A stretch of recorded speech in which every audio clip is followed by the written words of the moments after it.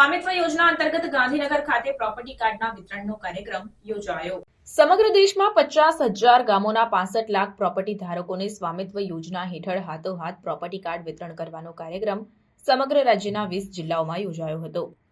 તે અંતર્ગત ગાંધીનગર જિલ્લાના માણસા તાલુકા ખાતે સહકાર, મીઠા ઉદ્યોગ, છાપકામ અને લેખન પ્રોટોકોલ તથા લઘુ સૂક્ષ્મ અને મધ્યમ ઉદ્યોગ, કુટીર, ખાદી અને ગ્રામ્ય ઉદ્યોગ નાગરિક ઉડ્ડયન મંત્રી જગદીશ વિશ્વકર્માની અધ્યક્ષતામાં યોજાયેલા કાર્યક્રમમાં જમીન અને પ્રોપર્ટીના સાચા માલિકોને હાથોહાથ પ્રોપર્ટી કાર્ડનું વિતરણ કરવામાં આવ્યું હતું।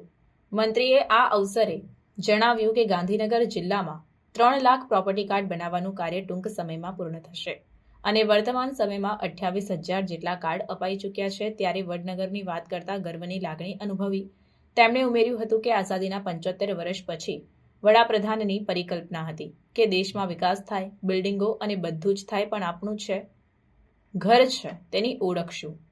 જ્યારે મકાનનો પુરાવો માંગવામાં આવે ત્યારે ગ્રામ્ય કક્ષાના લોકો ગ્રામ પંચાયત લખી આપે તે લખાવીને રજૂ કરે છે, પણ લોન માટે આ પુરાવા માન્ય ગણાતા નથી।